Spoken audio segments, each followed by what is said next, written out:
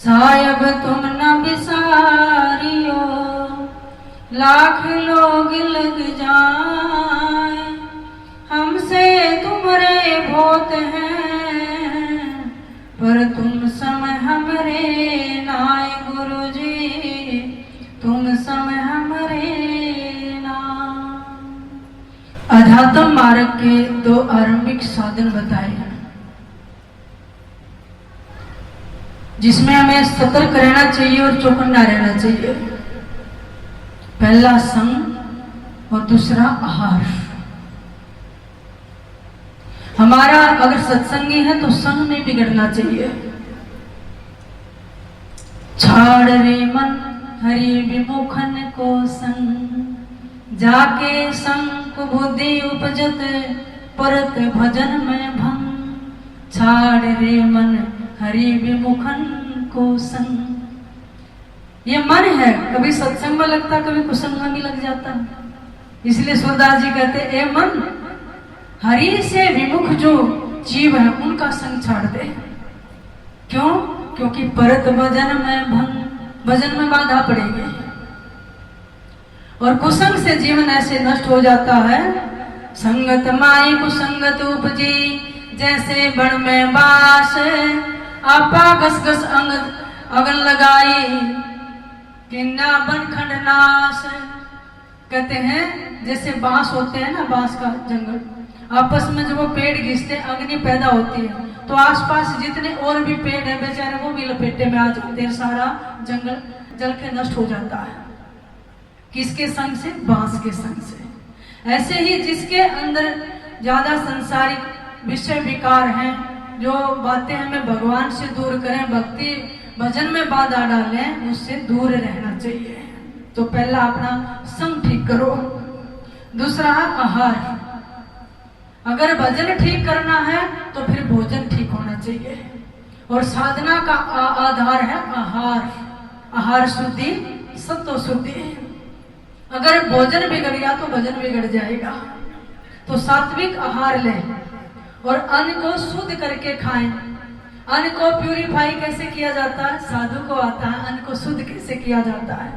नहीं तो कहाँ पैदा हुआ, कि कैसी कमाई से आया, किसने बनाया, किसने परोसा, उसमें बहुत सारे अन्न दोष होते हैं।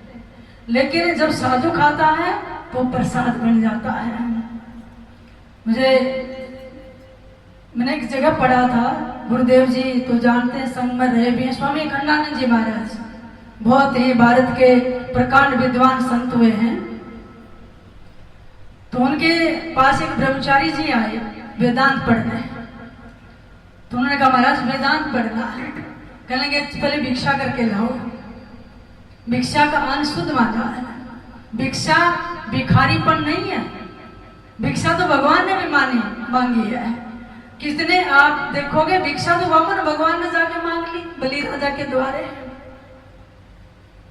और आप लोग ही सौभाग्यशाली हैं जिनके द्वार पर कभी परमात्मा, कभी संत रूप में, कभी ऋषि रूप में, अरे तीनों देवता अनसुईया के द्वार पर आके खड़े हो गए, भिक्षा दे।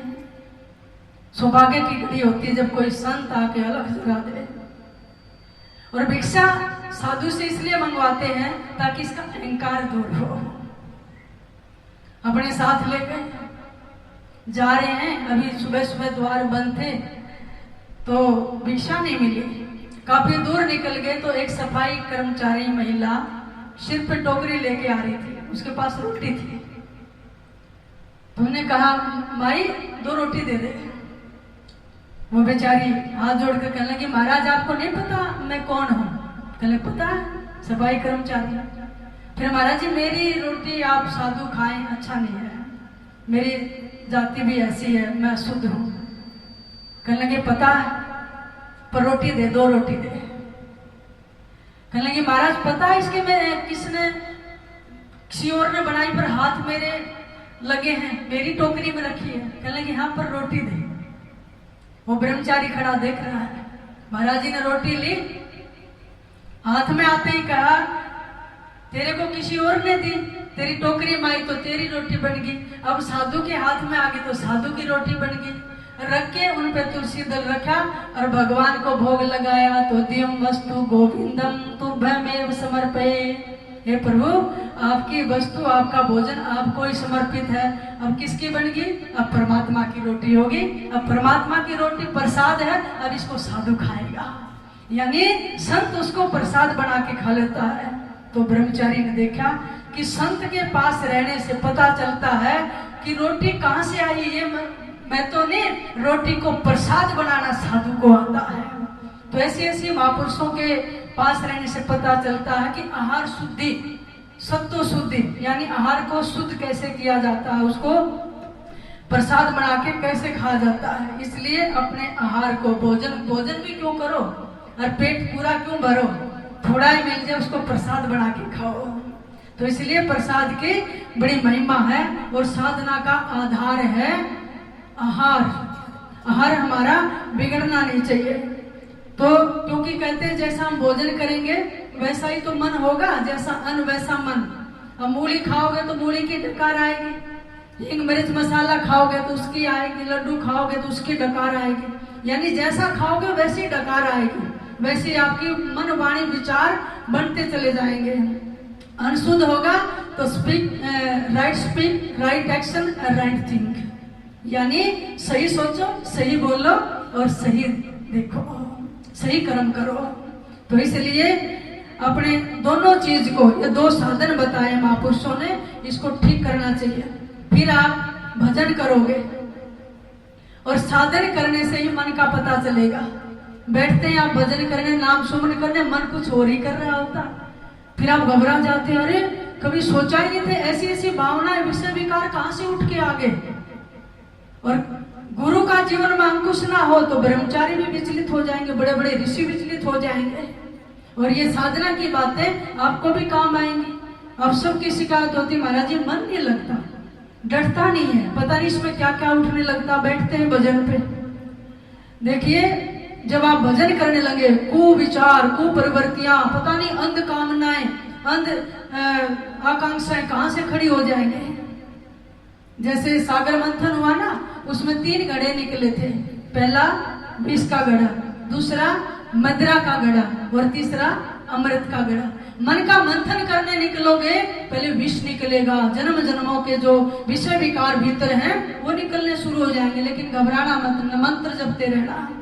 उसके बाद अगर वो नहीं निकले तो मद बन जाएगा। मद किसको कहते हैं? शराब को। और शराब कैसे बनती है? चावल से निकाल ली, गन्ने से निकाल ली, उसको रस को सड़ा के, और अंगूर से बना ली, पता नहीं किस किस से शराब बना रहे, उसे नशा हो जाता है। ऐसे ही हमारे भीतर भी मद पैदा हो जाता है अगर ये सड़ते रहे विचार नहीं निकले। और तीसरा है, निकलेगा तो अमृत। और ये अमृत जो है पीने से कहते हैं अमर हो जाता है। और ये अमृत सबके भीतर है, लेकिन ये अमृत पीना कैसे है, ये विद्या तो गुरु के द्वारा ही हमें पता चलती है, जन्म जन्मांतरों से जो जन्म मरण के चक्कर में है। और फिर उस अमृत को पी के आत्मा पावन हो जाती है, मुक्त हो जाती है। इसलिए जब साधना करोगे तो मन चंचल है, इसको रोकना ऐसे है जैसे हवा चले किश्ती से उस दूसरी साइड से उसको हटाना मुश्किल होता है। गीता में भगवान कृष्ण जी लिखते हैं, चंचलम ही मन कृष्ण परमार्थी बलवदृढ़म तस्साम निग्रम मन्ये वायुरो सुदुष्कुरम। हे अर्जुन, ये जो चंचल मन है ये प्रमथन स्वभाव वाला है और बड़े दृढ़ स्वभाव वाला है। इसको वश में करना ऐसे ही है जैसे वायु के किश्ती जा रही हो, उसी साइड से हवा आ रही हो, तो उसको वश में करना कठिन होता है। इसलिए कितने कितने योगी संत सिद्ध साधना करते हैं, लेकिन उसमें हजारों में करोड़ों में कोई एक सफल हो पाता है। कहते हैं मनुष्याणाम सहस्रेषु कश्चित् यतति सिद्धे यतताम अपि सिद्धानाम कश्चिन् माम वेति तत्वतः। हे अर्जुन, साधना करने वाले सहस्रों ऋषियों में कोई एक है जो एक सिद्धि को प्राप्त करता है, भजन कर लेता है और मेरे को तत्व से जान लेता है। नहीं तो आप देखो गरीबदास महाराज ने वाणी में लिखा है, कि बड़े बड़े ऋषि जिन्होंने बस्तियों का मुंह नहीं देखा, सारा जीवन अन्न चखा, केवल साधना और तप में लगे रहे, लेकिन उनका मन भी कैसे डिग गया, माया के चक्कर में आ गए। सदगुरु जी लिखते हैं, श्रृंग ऋषि का पात्र फूटा, पारा ऋषि माया ने लूटा, भिंडी ऋषि जो बेड़ वहिंडा, बोर्ड नहीं वा पाया झंडा, दुर्वासा का ध्यान डगाया, संकलोचने को बिरमाया, 2400 उतरे नहीं घाटी, विषम पंथ है जिन्नी घाटी, 88 ठेका खाया, सिद्ध 84 उल्टा आया, सनक सनंदन ध्यान लगाया, लोग दीप तिन्होंने पाया, नारद मुनि से कहते वर्णो, जो उबरे सो सतगुरु शरणो, जो उबरे सो सतगुरु शरणो। अब इसमें 7-8 कथाएं हैं बाबा जी की वाणी में। एक कथा पीछे आपको याद है, पाराशर ऋषि की, जो मछुआरे की बेटी से विवाह हुआ, वो गुरुदेव जी ने समझाई थी बहुत अच्छे तरीके से। इसमें है श्रृंगी ऋषि का पात्र पुट्ठा, और फिर कहते हैं भिंडी ऋषि जो बेड़ बहिंडा। भिंडी ऋषि का एक नाम था विभांडक ऋषि, उनको समीक ऋषि भी कहते थे, और भिंडी ऋषि के ही बेटे थे श्रृंगी ऋषि। तो भिंडी ऋषि बहुत जाजुल तप कर रहे थे, इंद्र घबरा गए, कभी तेरा सिंहासन ना ले ले, तो उन्होंने एक अप्सरा को भेजा उनका ध्यान बिगाड़ने के लिए। तो जब वो सुबह सुबह सरयू में स्नान करने गए तो मौनी रूप लेकर आए, उससे पहले किसी को नजर भर के देखा नहीं था, इसलिए देखने की दृष्टि जो है वो भी हमें संत देते हैं, कैसे देखना चाहिए, ताकि बाहर इंद्रियों से भी हम आहार ना करें। शब्द स्पर्श रूप रसगंध, आंख रूप का आहार करती है, कान शब्द का करती है, रस का करती है, त्वचा स्पर्श का करती है ना, घ्राण जो है वो गंध का करती है। तो कोई चीज आपने देखी, उसी से तो मुंह पैदा होगा, फिर मन में संकल्प विकल्प उठेंगे, फिर इंद्रियां चलेंगी कि मैं ये पा लूं, खा लूं, अपना लूं, स्पर्श कर लूं, छू लूं, ये सारे विकार यहीं से खड़े हो जाते हैं। इसलिए संत कहते हैं आंखों को साध लो, क्योंकि 80% ऊर्जा हमारी आंखों से जाती है, और जिसकी आंख इंद्री कंट्रोल में होगी उसका 80% मन कंट्रोल में हो जाता है। उन्होंने जी भर के देख लिया तो उनका जो ऊर्जा शक्ति थी वो सकलित हो गई। जब वो सकलित ऊर्जा उनकी जल में सरोवर में गिरी, वापिस अपनी कुटिया में आए, गलानी मन पे पैदा हुई कि मेरा मन चलायमान क्यों हुआ, कौन सी इंद्री ने किया। इतने में अप्सरा तो चली गई स्वर्ग में, और इतने में एक हिरणी आई और उसने वो जहाँ शक्ति ऊर्जा गिरी थी ऋषि की, उस पानी को पी लिया और वो गर्भवती हो गई। गर्भवती हुई, जब उसको बच्चा हुआ वो मनुष्य जैसा, उनके श्रृंगी ऋषि पैदा हुए, उनके सिर पे हिरण की तरह एक सींग था, इसलिए श्रृंग कहते सींग को, तो उनका श्रृंगी ऋषि नाम रखा। और वो हिरणी भी बच्चा पैदा करके उसकी भी योनि छूट गई, वो भी स्वर्गलोक में चली गई। उसको श्राप था किसी ऋषि का, ये देव कन्या थी। तो ऋषि जा रहे थे और वो टेढ़ी मेढ़ी होके रास्ते में लेट गई, तो उन्होंने कहा कैसे पशु की तरह पड़ी, पता नहीं ऋषि जा रहे हैं, शालीनता से बैठकर स्त्री को प्रणाम करना चाहिए, जा तू पशु योनि में जा। तो वो इसलिए हिरणी बनी। फिर कहा महाराज मेरा उद्धार कैसे होगा, तू एक ऐसे ऋषि को जन्म देगी जो सूर्य की तरह तेजस्वी होगा, उसकी वाणी सिद्ध होगी, ऐसे ऐसे आशीर्वाद दिए, फिर तेरी मुक्ति हो जाएगी। तो हिरणी ने पैदा किया श्रृंगी ऋषि को, लेकिन उनके पिता भिंडी ऋषि ने जब पालन किया तो ये प्रण किया कि मैं अपने बेटे को पूरी जीवन किसी स्त्री का मुख नहीं देखने दूंगा। उस जंगल में कोई मादा पशु पक्षी भी थे, ऋषि ने अपनी सिद्धियों से उनको भी भगा दिया था, अपने पास रखते, और अनेक सिद्धियों के दाता भी हो गए। श्रृंगी ऋषि पूरा दिन में केवल पेड़ को एक बार चाटते थे, उसकी छाप को, भोजन नहीं करते थे। तो श्रृंगी ऋषि का तप देखकर और देवता भी घबरा गए, भी ऐसा प्रकांड ऋषि तो बहुत मुश्किल है। घूमते हुए और अयोध्या नगरी के पास आ गए। उसी समय राजा दशरथ की एक बेटी हुई थी शांता, जिसको रोमपाद ऋषि ने गोद ले लिया था शांता को। तो विभांडक ऋषि भिंडी ऋषि के क्रोध से रोष में थे, रोम राजा के राज्य में अकाल पड़ गया था। तो पूछा भी कैसे निवृत्ति हो कि इसके बेटे को अपनी बेटी ब्याही जाए तो उनका क्रोध शांत होगा और फिर आपके राज्य में वर्षा होगी। तब श्रृंगी ऋषि जब पेड़ की छाल को चाटते थे तो दर्शन करने अनेक ऋषि मुनि सिद्ध राजा लोग जाने लगे, कुछ नहीं खाते ना उठते, 24 घंटे ध्यान में रहते हैं। तो शांता भी गई अपनी सहेलियों के साथ।